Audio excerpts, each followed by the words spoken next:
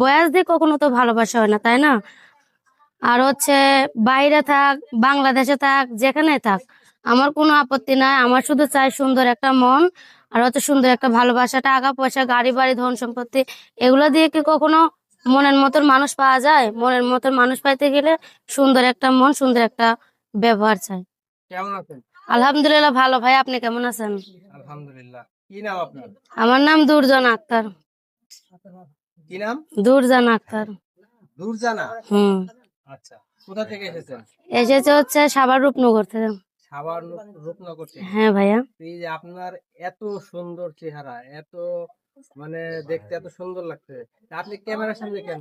ক্যামেরার সামনে এসেছি ভালো একটা মনের মতো মানুষের জন্য এসেছে ক্যামেরার সামনে। ভালো একটা মনের মানুষের জন্য ক্যামেরার সামনে আসছেন। হ্যাঁ ভাইয়া। আচ্ছা, এই ক্যামেরার সামনে ছাড়া কি ভালো কোনো মনের মানুষ পাওয়া যায় না? কি করব ভাই, কারণ অসহায় মানুষ।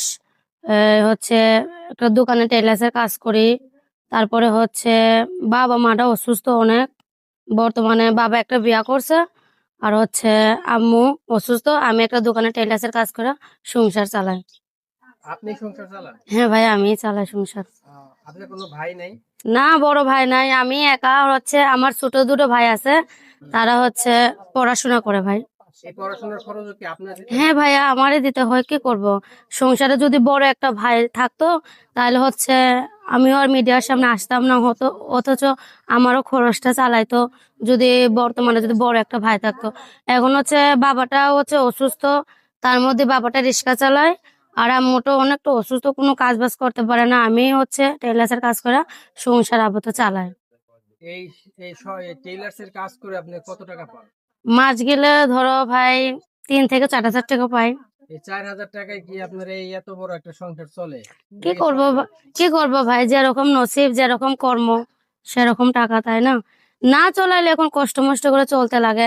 যে হয়তো এখন তো মনে করো কাজ বাজ না করলে দেখতেছি সাহায্য সহযোগিতা কেউ করে না। আর আজকে আমার পাশে যদি আমার বড় একটা ভাই থাকতো তাহলে হয়তো আমাদের 3 ভাই বোন অনেক চালাইতো। কারণ আমার তো বড় ভাই নাই, আমার দুটো ভাইরে আমার আম্মুকে কে দেখবে? এক আল্লাহ ছাড়া আর আমি ছাড়া ভাই। সংসারে আমি তো বড়, তাই না? আচ্ছা, বুঝলাম। তো এই যে আপনি টেইলার্স এর কাজ করেন, এই হুম। টেইলার্স এর যেই জায়গাটায় কাজ করেন, আপনার বাসা থেকে কি অনেক দূরে? হ্যাঁ ভাইয়া, আমার বাসা থেকে 20 টাকা ভাড়া।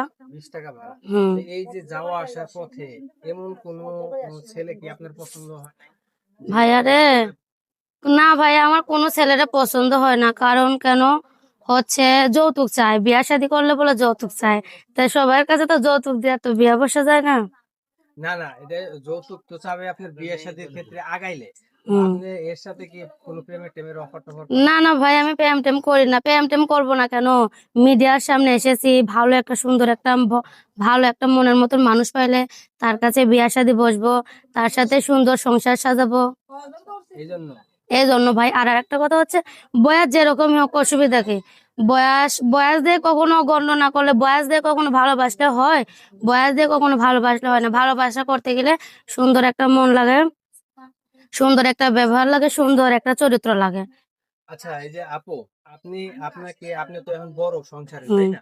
হুম। তো এখন আপনি যদি বিয়ে শাদী করেন, আপনি বিয়ে শাদী করে তো ছেলে নিয়ে যাবে, তাহলে আপনার সংসারটা কিভাবে চলবে? এখন স্বামী এখন বিয়ে শাদীর পরে স্বামী যেখানে হোক, বাইরের হোক, বাংলাদেশের হোক, যেই প্রান্তেরই হোক, আমার কোনো আপত্তি নেই। কারণ বিয়ে শাদীর পরে স্বামীর ঘরই মেয়েদের সবথেকে অলংকার জিনিস। স্বামী যদি আমাকে যেখানে নিয়ে যায়, আমার তো সেখানে যাইতে লাগবে, তাই না? স্বামীর ঘর তো।